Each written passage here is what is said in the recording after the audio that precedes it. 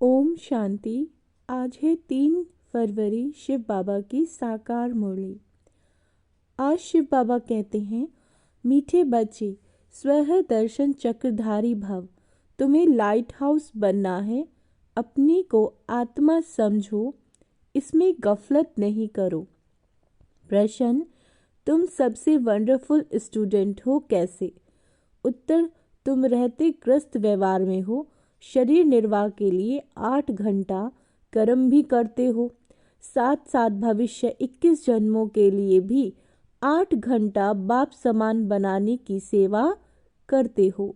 सब कुछ करते बाप और घर को याद करते हो।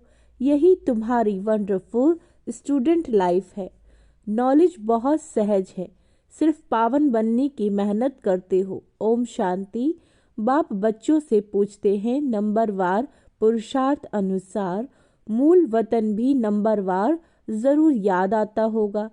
बच्चों को यह भी ज़रूर याद आता होगा कि हम पहले शांति धाम के रहने वाले हैं, फिर आते हैं सुख धाम में। यह तो ज़रूर अंदर में समझते होंगे। मूल वतन से लेकर यह जो सृष्टि का चक्र है वह कैसे फिरता है, यह भी बुद्धि में है। इस समय हम ब्राह्मण हैं, फिर देवता, क्षत्रिय, वैश्य, शूद्र बनेंगे। यह तो बुद्धि में चक्र चलना चाहिए ना। बच्चों को बुद्धि में ये सारी नॉलेज है। बाप ने समझाया है, आगे नहीं जानते थे, अभी तुम ही जानते हो। दिन प्रतिदिन तुम्हारी वृद्धि होती रहेगी। बहुतों को सिखलाते रहते हो। ज़रूर पहले तुम ही स्वह दर्शन चक्रधारी बनेंगे। यहाँ तुम बैठे हो, बुद्धि से जानते हो वह हमारा बाप है। वो ही सुप्रीम टीचर है, सिखलाने वाला है। उसने ही समझाया है हम 84 का चक्र कैसे लगाते हैं। बुद्धि में ज़रूर याद होगा ना। यह बुद्धि में हर वक्त याद करना है। लेसन कोई बड़ा नहीं है, सेकंड का लेसन है। बुद्धि में रहता है कि हम कहाँ के रहवासी हैं, फिर यहाँ कैसे पार्ट बजाने आते हैं। 84 का चक्र है। बाबा कहते, सतयुग में इतने जन्म, त्रेता में इतने जन्म। यह चक्र तो याद करेंगे ना। अपना जो पोजीशन मिला है, पार्ट बजाया है, वह भी जरूर बुद्धि में याद रहेगा।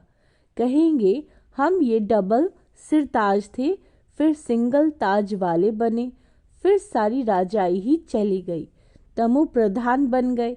यह चक्र तो फिरना चाहिए ना। इसीलिए नाम ही रखा है स्वह दर्शन चक्रधारी।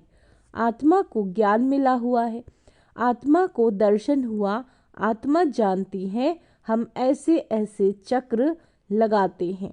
अब फिर जाना है घर। बाप ने कहा मुझे याद करो तो घर पहुंच जाएंगे। ऐसे भी नहीं कि इस समय तुम उस अवस्था में बैठ जाएंगे। नहीं, बाहर की बहुत बातें बुद्धि में आ जाती हैं। किसी को क्या याद आता रहेगा, किसी को क्या याद आता रहेगा। यहाँ तो बाप कहते हैं, और सब बातों को समेट एक को ही याद करो। श्रीमत मिलती है, उस पर चलना है। स्वह दर्शन चक्रधारी बनकर तुमको अंत तक पुरुषार्थ करना है। अंत तक। पहले तो कुछ भी पता नहीं था, अब तो बाप बतलाते हैं। उनको याद करने से सब कुछ आ जाता है। रचयिता और रचना के आदि मध्य अंत का सारा राज बुद्धि में आ जाता है। यह तो सबक पाठ मिलता है, उसको तो घर में भी याद कर सकते हैं। यह है बुद्धि से समझने की बात। तुम वंडरफुल स्टूडेंट हो। बाप ने समझाया 8 घंटा आराम भी भल करो, 8 घंटा शरीर निर्वाह के लिए काम भी भल करो। यह वह धंधा आदि भी करना है। साथ में यह जो बाप ने धंधा दिया है आप समान बनाने का, यह भी शरीर निर्वाह हुआ ना। वह है अल्पकाल के लिए और यह है 21 जन्म के लिए, शरीर निर्वाह के लिए। तुम जो पार्ट बजाते हो उसमें इसका भी बहुत भारी महत्व है। जो जितना मेहनत करते उतनी ही उनकी बाद में भक्ति में उनकी पूजा होती है। यह सब धारणा तुम बच्चों को ही करनी है। तुम बच्चे पाठधारी हो। बाबा तो सिर्फ ज्ञान देने का पाठ बजाते हैं, बाकी शरीर निर्वाह के लिए पुरुषार्थ तुम करोगे, बाबा तो नहीं करेगा। बाप तो आते ही हैं बच्चों को समझाने के लिए कि यह वर्ल्ड की हिस्ट्री ज्योग्राफी कैसे रिपीट होती है, चक्र कैसे फिरता है, यह समझाने के लिए ही आते हैं। युक्ति से समझाते रहते हैं। बाप समझाते हैं, बच्चे गफलत मत करो, स्व दर्शन चक्रधारी अथवा लाइट हाउस बनना है, अपने को आत्मा समझना है। यह तुम जानते हो, शरीर बिना आत्मा पार्ट बजा नहीं सकती। मनुष्यों को कुछ भी पता नहीं, भल तुम्हारे पास आते हैं, अच्छा अच्छा करते हैं, परंतु स्व दर्शन चक्रधारी नहीं बन सकते। इसमें बहुत प्रैक्टिस करनी पड़ती है। तो फिर कहाँ भी जाएंगे तो जैसे ज्ञान का सागर बन जाएंगे। जैसे स्टूडेंट पढ़कर टीचर बन जाते हैं, फिर कॉलेज में पढ़ाते हैं और धंधे में लग जाते हैं। तुम्हारा धंधा ही है टीचर बनना। सबको स्व दर्शन चक्रधारी बनाओ। बच्चों ने चित्र बनाया, डबल सिरताज राजाएं, फिर सिंगल ताज वाले राजाएं कैसे बनते हैं, यह तो ठीक है, परंतु कब से कब तक डबल ताज वाले थे, कब से कब तक सिंगल ताज वाले, फिर कैसे और कब राज्य छीना गया, वह डेट्स लिखनी चाहिए। बाबा कहते यह बेहद का बड़ा ड्रामा है, ये सर्टन है। हम फिर से देवता बनते हैं, अभी ब्राह्मण हैं। ब्राह्मण ही संगम युग के हैं। यह किसी को मालूम नहीं जब तक तुम ना बताओ। यह तुम्हारा अलौकिक जन्म है। लौकिक और पारलौकिक से वर्षा मिलता है, अलौकिक से वर्षा नहीं मिल सकता। इन द्वारा बाप तुमको वर्षा देते हैं, गाते भी हैं, हे प्रभु ऐसे कभी नहीं कहेंगे, हे प्रजापिता ब्रह्मा। लौकिक और पारलौकिक बाप को याद करते हैं। यह बातें कोई नहीं जानते, तुम जानते हो। पारलौकिक बाप का है अविनाशी वर्षा, लौकिक का है विनाशी वर्षा। समझो कोई राजा का बच्चा है, 5 करोड़ वर्षा मिलता है, और बेहद के बाप का वर्षा सामने देखेंगे तो कहेंगे इनकी भेंट में तो ये है अविनाशी वर्षा है, और वह तो सब खत्म होने वाला है। आज के जो करोड़पति हैं उन्हों को माया चटकी हुई है, वह आएंगे नहीं। बाप है गरीब निवास। भारत बहुत गरीब है, भारत में बहुत मनुष्य भी गरीब है। अब तुम बहुतों का कल्याण करने का पुरुषार्थ कर रहे हो। अक्सर करके बीमारों को वैराग्य आता है, समझते हैं जीना क्या काम का, ऐसा रास्ता मिले जो मुक्ति धाम चले जाएं। दुख से छूटने लिए मुक्ति मांगते हैं, सतयुग में मांगते नहीं क्योंकि वहाँ दुख नहीं है। यह बातें अभी तुम समझते हो। बाबा के बच्चे वृद्धि को पाते रहेंगे। जो सूर्यवंशी चंद्रवंशी देवता बनने वाले हैं वो ही आकर ज्ञान लेंगे। नंबर वार पुरुषार्थ अनुसार यह ज्ञान बाप बिगर कोई दे नहीं सकते। अब तुम बेहद के बाप को छोड़ कहाँ भी नहीं जाएंगे। जिनका बाप के साथ लव है वह समझ सकते हैं, नॉलेज तो बहुत सहज है। बाकी पावन बनने में माया विघन डालती है। कोई भी बात में गफलत की तो गफलत से ही हारते हैं। इनका मिसाल बॉक्सिंग से अच्छा लगता है। बॉक्सिंग में 1-2 से जीत पहनते हैं। बच्चे जानते हैं माया हमको हरा देती है। बाप कहते हैं मीठे बच्चे अपने को आत्मा समझो। बाप खुद समझते हैं इसमें मेहनत है। बाप युक्ति बहुत सहज बताते हैं। हम आत्मा हैं, एक शरीर छोड़कर दूसरा लेते हैं, पाठ बजाते हैं। बेहद बाप के बच्चे हैं, ये अच्छी रीति पक्का करना है। बाबा फील करते हैं माया इनका बुद्धि योग तोड़ देती है। नंबर वार तो है ही, इस ही हिसाब से राजधानी बनती है। सब एक रस हो जाए तो राजाई न बने। राजा रानी प्रजा साहूकार सब बनने हैं। यह बातें तुम्हारे सिवाय कोई नहीं जानते। हम अपनी राजधानी स्थापन कर रहे हैं। यह सब बातें तुम्हारे में भी अन्य जो है उनको याद रहती है। यह बातें कभी भूलनी नहीं चाहिए।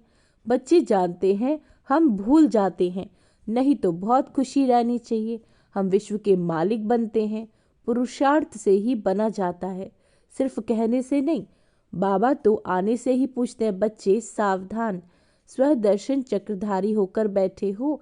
बाप भी स्वदर्शन चक्रधारी है ना, जो इसमें प्रवेश करते हैं। मनुष्य तो समझते हैं विष्णु है स्वदर्शन चक्रधारी। इनको ये पता ही नहीं कि यह लक्ष्मी नारायण है। इन्हों को ज्ञान किसने दिया? जिस ज्ञान द्वारा इन्होंने यह लक्ष्मी नारायण का पद पाया, दिखाते हैं स्वदर्शन चक्र से मारा। तुमको यह चित्र बनाने वालों पर हंसी आती है। विष्णु है निशानी कंबाइंड ग्रस्त आश्रम की। चित्र शोभता है, बाकी यह कोई राइट चित्र नहीं है। पहले तुम नहीं जानते थे, चार भुजा वाला यहाँ कहाँ से आया? इन सब बातों को तुम्हारे में भी नंबर वार जानते हैं। बाप कहते हैं सारा मदार तुम्हारे पुरुषार्थ पर है। बाप की याद से ही पाप कटते हैं। सबसे जायज़ी नंबर 1 यह पुरुषार्थ चलना है।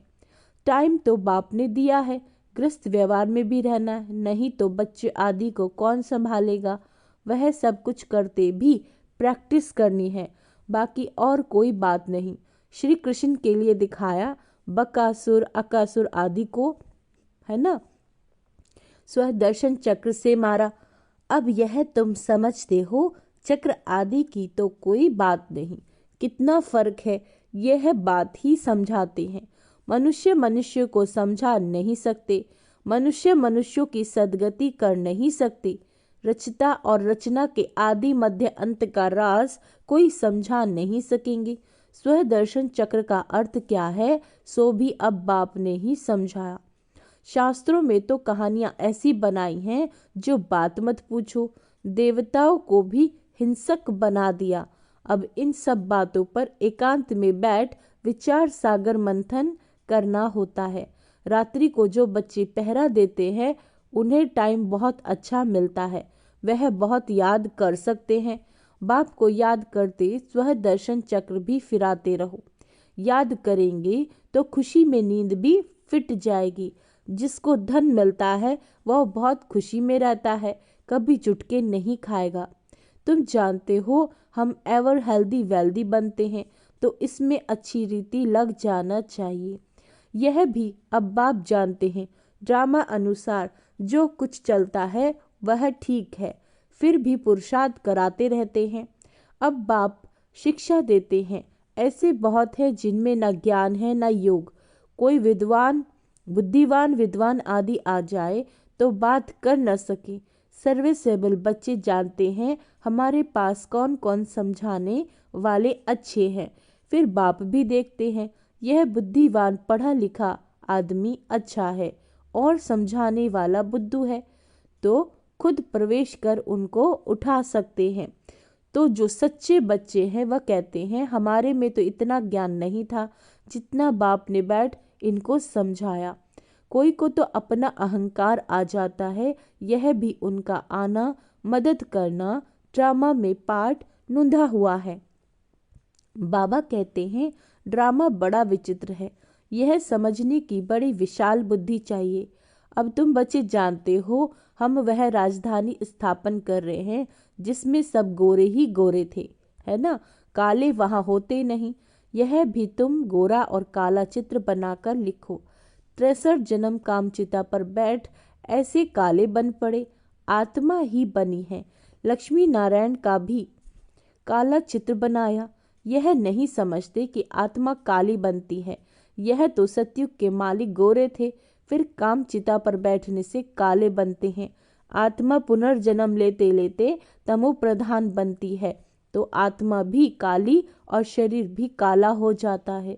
तो हंसी हंसी में पूछ सकते हैं, लक्ष्मी नारायण को कहाँ काला कहाँ गोरा क्यों दिखाया है? कारण ज्ञान तो है ही नहीं। श्री कृष्ण ही गोरा फिर श्री कृष्ण ही सांवला क्यों बनाते हैं? यह तो तुम अभी जानते हो। तुमको अभी ज्ञान का तीसरा नेत्र मिला है। अच्छा, मीठे मीठे सिक्की लदे बच्चों प्रति माता पिता बाप दादा का याद प्यार और गुड मॉर्निंग। रूहानी बाप की रूहानी बच्चों को नमस्ते। हम रूहानी बच्चों की रूहानी बाप दादा को याद प्यार गुड मॉर्निंग नमस्ते। मीठे बाबा शुक्रिया, बाबा शुक्रिया। धारणा के लिए मुख्य सार।